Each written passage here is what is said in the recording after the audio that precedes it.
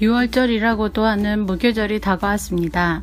대제사장들과 율법학자들은 어떻게 하면 예수님을 죽일까 궁리를 하였습니다. 이는 그들이 사람들을 두려워하였기 때문입니다. 사탄이 12제자 중 하나인 가룟이라고 하는 유다에게로 들어갔습니다. 유다가 대제사장과 성전 수비대장에게 가서 예수님을 그들에게 어떻게 넘겨줄지를 의논하였습니다. 그들은 기뻐하면서 유다에게 돈을 주겠다고 약속했습니다. 유다도 찬성하고 사람들이 없을 때에 예수님을 그들에게 넘겨줄 적당한 기회를 찾았습니다. 유월절 양을 희생 제물로 바치는 무교절이 되었습니다. 예수님께서 베드로와 요한을 보내면서 말씀하셨습니다. 가서 우리가 먹을 수 있도록 유월절을 준비하여라. 이들이 예수님께 물었습니다. 어디에 준비하길 원하십니까? 예수님께서 제자들에게 말씀하셨습니다. 보아라, 도시에 들어가면 물 항아리를 가지고 가는 사람을 만날 것이다. 그를 따라 그가 들어가는 집으로 들어가거라. 그리고 집주인에게 말하여라. 선생님께서 내 제자들과 함께 유월절 음식을 먹을 방이 어디냐고 물으셨습니다. 그러면 그 사람이 위층에 있는 정돈된 큰 방을 보여줄 것이다. 거기서 유월절을 준비하여라. 베드로와 요한이 가보니 모든 것이 예수님께서 말씀하신 그대로였습니다. 그들은 그곳에서 유월절을 준비하였습니다. 때가 되어 예수님께서 식사 자리에 앉으셨습니다. 그리고 제자들도 예수님과 함께 앉았습니다. 예수님께서 제자들에게 말씀하셨습니다. 내가 고난을 받기 전에 너희와 함께 이 유월절 음식을 먹기를 간절히 바란다. 내가 너희에게 말한다. 유월절이 하나님 나라에서 이루어질 때까지 다시는 유월절 식사를 하지 않겠다. 예수님께서 잔을 받아서 감사기도를 드리고 말씀하셨습니다. 이 잔을 받아 너희들끼리 나누어 마셔라. 내가 너희에게 말한다.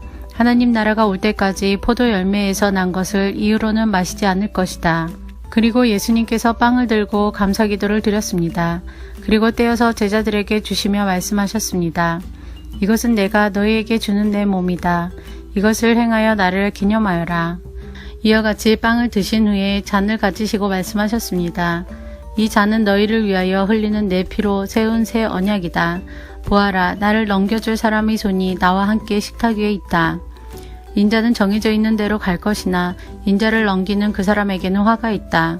제자들이 자기들 중에 누가 이런 일을 하겠는가 하고 서로 묻기 시작하였습니다. 제자들 사이에 누가 가장 큰 사람으로 여김을 받을 것인가를 놓고 서로 말다툼이 일어났습니다. 예수님께서 그들에게 말씀하셨습니다. 이방인들의 왕은 백성들 위에서 왕노릇한다.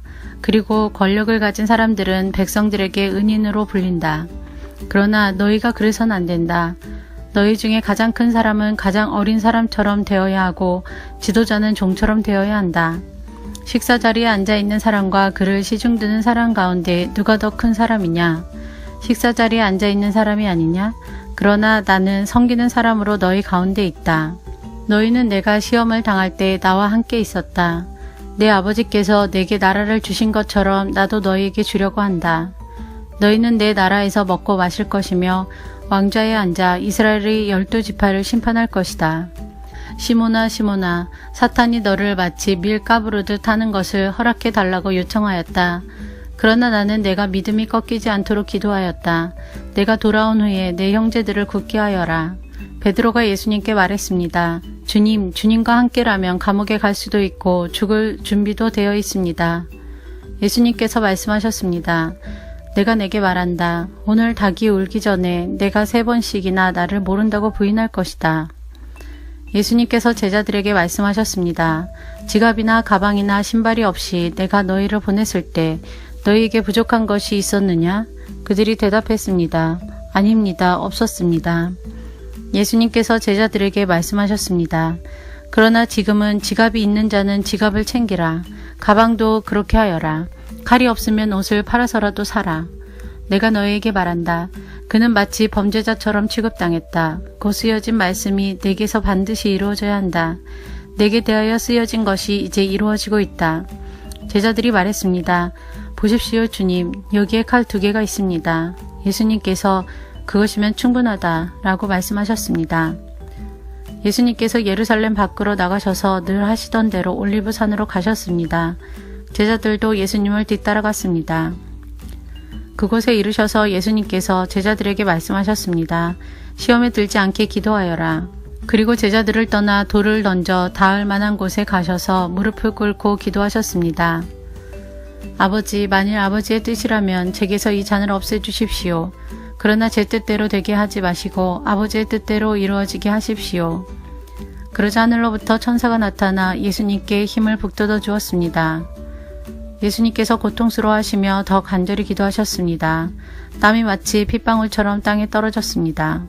예수님께서 기도하기를 마치시고 일어나 제자들에게 가셨습니다. 그리고 제자들이 슬픔에 지쳐 잠들어 있는 모습을 보셨습니다. 예수님은 그들에게 말씀하셨습니다. 왜 잠을 자고 있느냐? 일어나라. 그리고 시험에 들지 않게 기도하여라. 예수님께서 말씀하고 계실 때 사람들이 몰려왔습니다. 12제자 가운데 하나이며 유다라고 불리는 사람이 사람들을 이끌고 왔습니다. 그리고 예수님께 입맞추려고 가까이 다가왔습니다. 그러나 예수님께서 유다에게 말씀하셨습니다. 유다야, 입맞춤으로 인자를 넘기느냐? 예수님 곁에 있던 사람들이 돌아가는 상황을 보고 예수님께 말했습니다. 주님, 칼로 이들을 칠까요? 그들 가운데 한 사람이 대제사장의 종의 오른쪽 귀를 칼로 베었습니다. 예수님께서 말씀하셨습니다.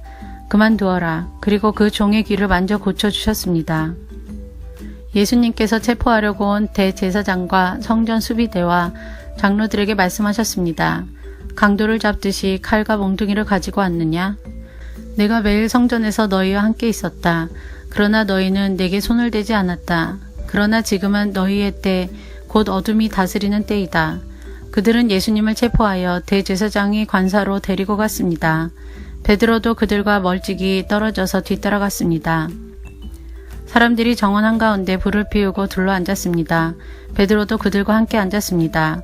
하녀 하나가 모닥불 곁에 앉아있는 베드로를 보고 노려보며 말했습니다. 이 사람도 예수와 함께 있었어요. 베드로가 부인하며 말했습니다. 여보시오, 나는 예수를 모르오. 조금 후에 또 다른 사람이 베드로를 보고 말했습니다. 당신도 그들과 한패요. 그러자 베드로가 말했습니다. 이 사람아, 나는 아니야. 약 1시간 후에 다른 사람이 주장했습니다. 분명히 이 사람도 예수와 한패요. 이 사람도 갈릴리 출신이니까. 그러자 베드로가 말했습니다. 여보시오, 나는 당신이 무슨 말을 하는지 알지 못하오. 베드로가 말하고 있을 때 닭이 울었습니다. 주께서 돌아서서 베드로를 보셨습니다. 베드로는 주께서 오늘 닭이 울기 전에 내가 나를 3번이나 모른다고 부인할 것이다 라고 하셨던 말씀이 기억났습니다. 그래서 베드로는 밖으로 나가서 몹시 울었습니다. 예수님을 지키던 사람들이 예수님을 모욕하고 놀렸습니다. 그들은 예수님의 눈을 가리고 물었습니다. 알아맞혀 보아라. 너를 때린 자가 누구냐? 그 사람들은 여러 가지 말로 예수님을 모독하였습니다. 날이 밝자 백성의 장로들 곧 대제사장들과 율법학자들이 함께 모였습니다. 그리고 예수님을 그들의 법정으로 데리고 가서 물었습니다. 진정 내가 그리스도인지 우리에게 말해보아라. 예수님께서 그들에게 말씀하셨습니다. 내가 너희에게 말해도 믿지 않을 것이다. 또한 내가 물어도 너희가 대답하지 않을 것이다. 그러나 이제부터 인자가 전능하신 하나님의 오른쪽에 앉게 될 것이다. 그들이 모두 물었습니다. 그러면 당신이 하나님의 아들이요? 예수님께서 그들에게 대답하셨습니다. 내가 그렇다고 너희가 말했다. 그들이 말했습니다. 우리에게 무슨 증거가 더 필요하겠는가? 우리가 직접 이 사람의 입에서 나오는 소리를 들었다.